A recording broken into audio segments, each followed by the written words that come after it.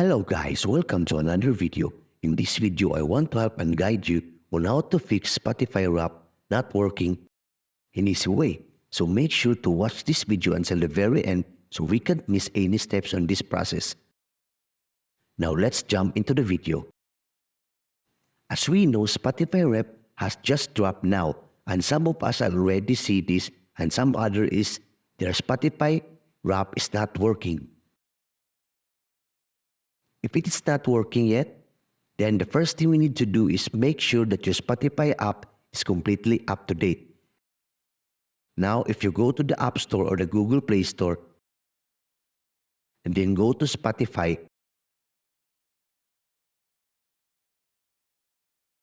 and if you see it says update, you need to update it. And if you see open, now you're ready, updated.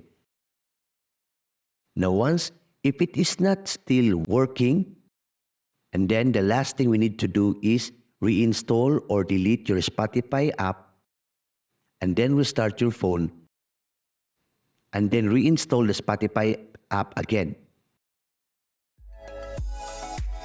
And that's it. So before we end this video, please hit like, share, and subscribe if you are new here.